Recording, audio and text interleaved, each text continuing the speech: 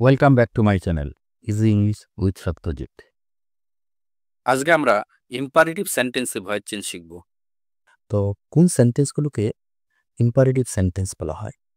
মনে রাখবে, যে সেন্টেন্সগুলোর সাহায্যে আদেশ, উপদেশ, অনুরোধ অথবা নির্দেশনা বোঝায় অথবা নিষেধ করা বোঝায়, সেই সেন্টেন্সগুলোকে ইম্পারেটিভ সেন্টেন্স বলা হয়। ইম্পারেটিভ সেন্টেন্স গঠন কি করে হয়? সাবজেক্ট সর্বদা ইউ হয়। মনে রাখবে, এক্ষেত্রে সাবজেক্ট উচ্চ থাকে, অর্থাৎ সাবজেক্ট বসে না, তারপর ভার্ব, তারপরে অবজেক্ট। অতএব যেহেতু সাবজেক্ট উচ্চ থাকে, জেনারেলি সেন্টেন্স ভার্ব দিয়ে শুরু হয়। চলো এবার আমরা জানি কি করে ইম্পারেটিভ সেন্টেন্সে অ্যাক্টিভ থেকে প্যাসিভ ভয়েস করতে হয়। দেখো, ইম্পারেটিভ সেন্টেন্সে যদি অর্ডার বোঝায় অর্থাৎ আদেশ বোঝায় এবং সেন্টেন্সের মধ্যে অবজেক্ট থাকে, তাহলে এই নিয়মে করতে হবে। দেখো, এক্সাম্পলের সাহায্যে আমরা বোঝার চেষ্টা করি। ডু ইট,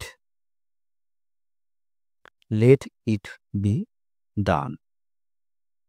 এর ফর্মুলাটা দেখো, প্রথমে লেট বসাতে হবে, তারপরে অবজেক্ট বসাতে হবে এবং তারপর বি বসাতে হবে এবং শেষে ভার্বের 3 নাম্বার ফর্ম অর্থাৎ ফার্স্ট পার্টিসিপল ফর্ম বসাতে হবে।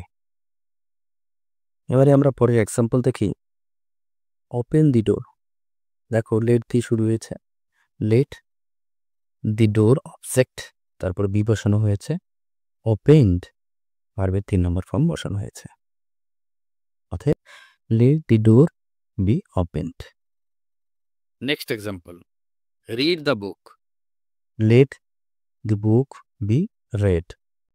এবারে অর্ডার উইদাউট অবজেক্ট, অর্থাৎ আদেশ বোঝাচ্ছে, অর্থাৎ সেন্টেন্সে অবজেক্ট নেই, এরকম যদি বোঝায় তাহলে কিভাবে করতে হবে। দেখো এক্সাম্পলের সাহায্যে বোঝার চেষ্টা করো। সিট ডাউন, এই সেন্টেন্সে দেখো অবজেক্ট নেই, এরকম যদি থাকে তাহলে কিভাবে করতে হবে? You are order to sit down. পরে এক্সাম্পল দেখো, কাম আউট, ঠিক একইভাবে করে you are ordered to come out. এবারে যদি রিকোয়েস্ট করা বোঝায় তাহলে কিভাবে করতে হবে দেখো, এক্সাম্পল দেখো, প্লিজ লিভ দ্য প্লেস। তাহলে দেখো কিভাবে করতে হবে, you are requested to leave the place. পরের এক্সাম্পল দেখো, please bring a glass of water. একইভাবে করে you are requested to bring a glass of water. এরপরে যদি অ্যাডভাইস করা বোঝায় তাহলে কিভাবে করবে দেখো, ডু ইউর জব অনেস্টলি। আমরা কিভাবে প্যাসিভ ভয়েস করবো দেখো, you are advised to do your job honestly. পরের এক্সাম্পল দেখো, help the poor, you are advised to help the poor. এছাড়া ইম্পারেটিভ সেন্টেন্সে যদি ডাইরেকশন বোঝায় তাহলে ইউ আর ডাইরেক্টেড টু। আবার যদি ইনস্ট্রাকশন বোঝায় তাহলে ইউ আর ইনস্ট্রাক্টেড টু। আবার যদি ওয়ার্ডিং বোঝায় তাহলে ইউ আর ওয়ার্নড টু। কিছু বুঝতে না পারলে ইউ আর টোল্ড টু, এবং অন্যান্য অ্যাপ্রোপ্রিয়েট ভার্ব বসাতে হয়। এবারে নেগেটিভ সেন্টেন্স, এক্সাম্পল দেখো, please don't leave the place. কিভাবে করতে হবে দেখো, you are requested not to leave the place. For example দেখো, don't do your job dishonestly. Passive form হবে, you are advised not to do your job dishonestly. Example দেখো, don't do it, you are forbidden to do ইট।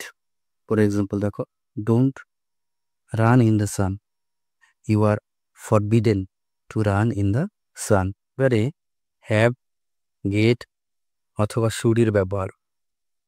মনে রাখবে, অন্যের দ্বারা কাজ করিয়ে নেওয়া অর্থে গেট, শুড অথবা হ্যাভের ব্যবহার করা হয়।